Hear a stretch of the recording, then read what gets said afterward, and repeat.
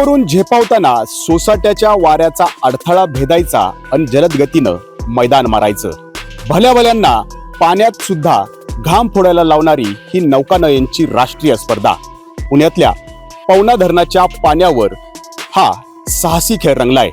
याच जलक्रीडेचा थरार आपल्याला अगदी जवळून आणि अवकाशातून सुद्धा अनुभवायचा आहे.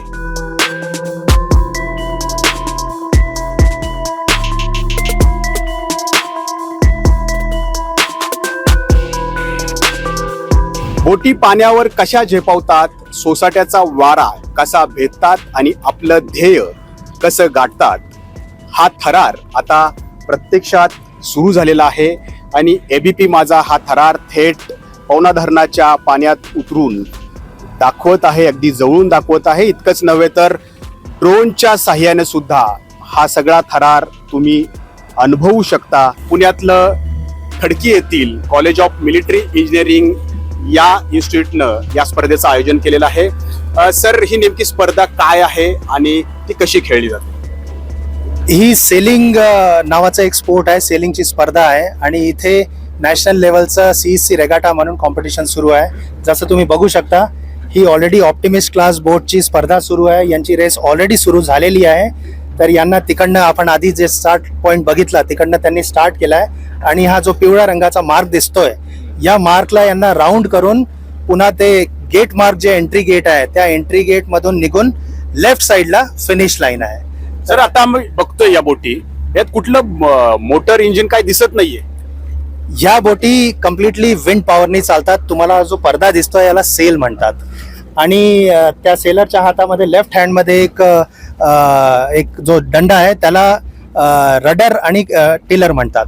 त्याच्या हिशोबाने ते स्टिअरिंग करतात आणि पडद्याच्या हिशोबाने विंडच्या सहाय्याने बोट पुढे जाते. तर याच्यामध्ये कम्प्लीट एन्व्हायरमेंट फ्रेंडली बोट आहे. काही मोटर आणि काही पोल्युशन याच्यामध्ये इन्व्हॉल्व नाही आहे. तर आता आपण बघतोय की प्रत्येक बोट ज्या आहेत त्या या लाईन पासून तिकडं या ठिकाणी निघालेले आहेत. तर किती अंतर हे कापायचं असतंय आणि तो कशा पद्धतीने कापलं जातं? जवळजवळ एक कोर्सचं अंतर 1200 ते 1500 मीटरच्या जवळपास असतं. ते अंतर जे रेस कमिटीचे ऑफिशियल्स आहे, हवेच्या स्पीडच्या हिशोबाने ते अंतर थोडं कमी किंवा जास्त पण करू शकतात. पण इंटरनॅशनल स्टँडर्डच्या हिशोबाने 1200 ते 1500 मीटरचं इतकं मिनिमम अंतर ठेवावं लागतं. आता हे सगळं पाण्यावरती स्पर्धा होतीये आणि खाली खडक पण आहे. तर सुरक्षेचा प्रश्न या निमित्तानं ऐरणीवर येऊ शकतो.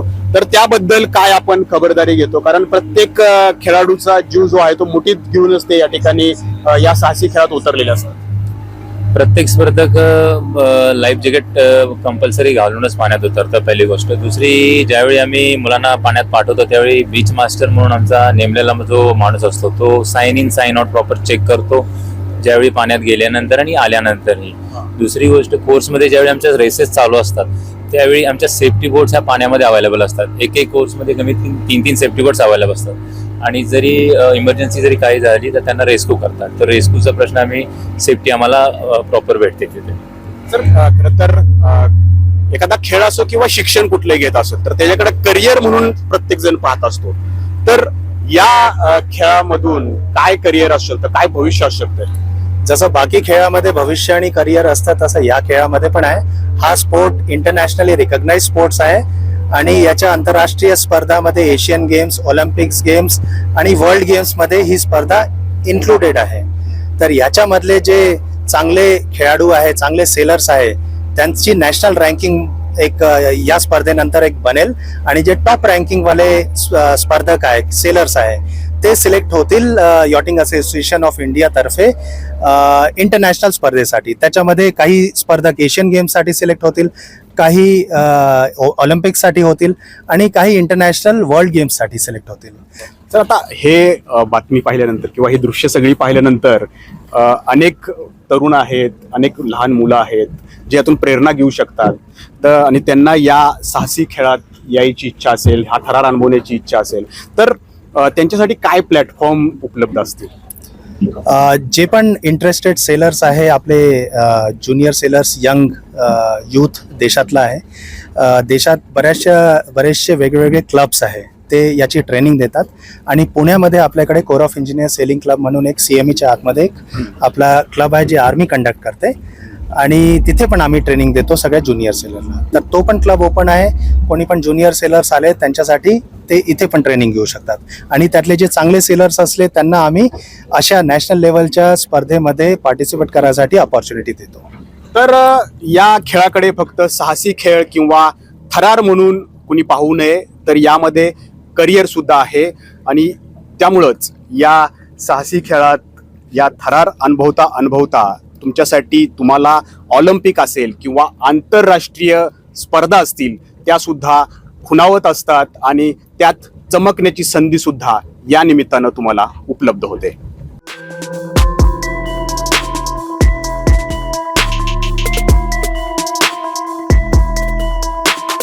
हा साहसी खेळ जितका आव्हानात्मक आहे तितकंच आव्हानात्मक याचं प्रशिक्षण सुद्धा असतं. कारण या पाण्यात आधी आपल्याला घाम गाळावा लागतो आणि मगच या पाण्यावरती झेपावता येतं. त्यासाठी अनेक वर्षाची मेहनत सुद्धा घ्यावी लागते. आता आपल्यासोबत खेळाडू आहेत, त्यांच्याशी आपण बोलणार आहोत. कसं तुम्ही प्रॅक्टिस करता? मैं 10 साल की एज से सेलिंग कर रही हूँ और CME में सेलिंग करती हूँ और मैंने बहुत सारे नेशनल्स पार्टिसिपेट किए हैं, मेडलिस्ट भी हूँ और अभी मैंने ये इवेंट वापस आई हूँ यहाँ पर खेलने के लिए. याच्यात अनेक आव्हान असतात, आपण जाणून घेऊयात. क्या चैलेंजिंग रहता है जब प्रैक्टिस करते हैं? चैलेंजेस ये रहते हैं कि जब हेवी विंड होता है तो हाइक करना होता है और थोड़ा सा लाइक डर लगता है. और CME लेक में पत्थर भी बहुत सारे हैं, तो उसमें भी चैलेंजेस रहते हैं. गिरने के चैलेंजिंग रहते होगे, डर भी लगता होगा. डर भी लगता है और गिरने के चांसेस भी रहते हैं. बरोबर आहे. कारण पाण्याचा वरती हा तरंगायचं असतं आणि हे पाणी जितकं वरती दिसते तितकंच खोल पण असतं. त्याच्यामुळं भीती नक्कीच वाटत असणार. हा 13 वर्षाचा चिमुरडा आहे आणि तो कधीपासून प्रॅक्टिस करतोय? कारण आता ह्या स्पर्धेचा तो एक सहभागी त्यामध्ये होतोय. कधीपासून तू प्रॅक्टिस करतो आणि कसं प्रॅक्टिस केलं? मी 9 वर्षाचा होतो तेव्हापासून मी प्रॅक्टिस करत आहे. आता या इव्हेंटमध्ये मी 6 चाललो आहे आणि माझ्याकडं अगोदरच्या इव्हेंटमध्ये गोल्ड, सिल्वर आणि ब्राउन्स मेडल आहे. आता त्याच्या अगोदर मी घाबरत होतो. आता मी घाबरत नाही, की आता कळलंय मला कसं करायचे. तू म्हणजे 4थीत असताना खेळ सुरू केला होता, पाण्यात पडला पण असशील, मग भीती किती वाटायची त्यावेळेला? आणि आता दिसतंय की तुझी भीती सगळी गेलेली आहे. हा, अगोदर खूप भीती वाटायची की पडल्यानंतर कसं होईल, लागल मला. आता तशी भीती वाटत नाही. ठीक आहे. हा 4थीतला असताना त्याने शिकायला चालू केलं आणि आता 13 वर्षाचा आहे, म्हणजे जवळपास 8वीत तो गेलेला आहे. 4 वर्ष प्रॅक्टिस करतोय. तू किती वर्षापासून प्रॅक्टिस करतोय आणि आता या खेळात भाग घेतला तर काय चॅलेंजिंग या खेळाचे सुद्धा असतात? मी 12 वर्षाचा होतो तेव्हापासून सेलिंग सुरू केलं. आता मला 2 वर्ष झालेत सेलिंग करत. सेलिंगमध्ये स्टार्टिंगमध्ये खूप सगळे चॅलेंजेस यायचे, जसं की एक्झाम येते स्कूलमध्ये असायचे, मग ते सगळं बघायचं असतं आणि नॅशनलसाठी लांब लांब जायला लागत होतं, म्हणून घरशी खूप थोडा वेळ आम्ही लांब राहायचो. ही स्पर्धा जिंकायचं म्हणजे ज्यावेळेला प्रत्यक्षात स्पर्धा होते त्यावेळेला काय तुमच्यासमोर आव्हान असतात? आम्हाला सगळं बोट सगळं चांगलं एक ठेवायला लागतं, ताकी आत गेल्यावर पाणी सगळ्यात चांगलं परफॉर्म करू शकू. आणि हे सगळे एवढे जास्त लोक असतात म्हणून कॉम्पिटिशन पण खूप असतं इथे. ठीक आहे. आता आपल्यासोबत कोच आहेत, कारण यात प्रशिक्षकांची खूप महत्त्वाची भूमिका असते. प्रॅक्टिस करून घेणं हे खूप महत्त्वाचं आहे आणि ज्यावेळेला ही मुलं पाण्यात उतरतात तर त्यांच्यातली भीती दूर करणं हे एक मोठं आहे. तर कशी ही टीम असते आणि कसं प्रॅक्टिस होतं? सुरुवातीला सगळ्यात आधी आपण यांना बेसिक्समध्ये बोटमध्ये एक तर 50 मीटर स्विमिंग शिकवतो. ते 50 मीटर स्विमिंग झाल्यानंतर त्यांना आपण बोट्सच्या सगळ्या ज्या ॲसेसरीज आहेत त्याबद्दल आपण त्यांना शिकवतो. त्या ॲसेसरीज पाण्यामध्ये त्यांचे उपयोग काय काय आहेत ते सगळं त्यांना सांगतो आणि नंतर मग हळूहळू आपण त्यांना पाण्यात टाकायला सुरुवात करतो. एक दीड हप्ता झाल्यानंतर आपण त्यांना पाण्यात टाकतो. पाण्यात टाकल्यानंतर मग ते हळूहळू बोट चालवणं शिकतात. सुरुवातीला खूप वेळा पडतात, त्यांना आम्ही थोडं रेस्क्यू करतो, नवीन नवीन त्यांना मदत करतो पाण्यामध्ये. मग रेस्क्यू केल्यानंतर मग हळूहळू त्यांना एक कॉन्फिडन्स येतो. तो कॉन्फिडन्स आल्यानंतर मग त्यांना त्यात मजा यायला लागते. हळूहळू ते त्याच्यात इंटरेस्ट दाखवतात आणि इंटरेस्ट नंतर मग हळूहळू हेच मुलं आम्ही लेवल 1 लेवल 2 करून राष्ट्रीय खेळांमध्ये, इंटरनॅशनल खेळांमध्ये हे मुलं इथून पार्टिसिपेट करतात. बरोबर आहे. हे राष्ट्रीय खेळामध्ये जातात, इंटरनॅशनल खेळामध्ये जातात, परंतु ज्या वेळेला प्रत्यक्षात खेळ त्या ठिकाणी होत असतो तर ते चॅलेंजिंग काय असतात? कारण केवळ खेळाडू या बोटीवरती उभा राहिला म्हणजे हा खेळ काही पूर्ण होत नाही. त्याच्यासाठी अख्खी टीम वर्क हा महत्वाचा असतो. टीमवर्क असतो. त्याच्यानंतर जी हवा असते, हवेचा वेग असतो, हवेच्या वेगानुसार तो हवेचा वेग सेलरला पकडता आला पाहिजे. त्या दिशेने बोट व्यवस्थित त्या पद्धतीने घेऊन गेला पाहिजे. त्याच्यासाठी त्याला खूप मेंटली पण एफर्ट करावा लागतो आणि फिजिकली पण एफर्ट करावा लागतो.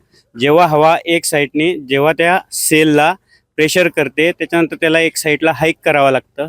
हाईक करायसाठी बी त्याला पॉवर पण लागते आणि विंड पण त्या सेलमध्ये पकडावे लागते. विंड ज्या दिशेने येते त्या दिशेने त्या बोटीला घेऊन जाणं खूप महत्त्वाचं असतं. त्याच्यासाठी त्याच्या डोक्याचा आणि बळाचा दोघांचा वापर करून त्याला ती चॅलेंजेस पूर्ण करावं लागतात. तर सगळं कौशल्य जे आहे ते या ठिकाणी या साहसी खेळात पणाला लावावं लागतं. आणि आता मी इथं बातमी करतोय, मला थोडासा घाम आलाय. हे तर या अक्षरशः पाण्यामध्ये हे घाम सगळे गातात आणि मगच त्यांना त्यांचं ध्येय गाठता येतं.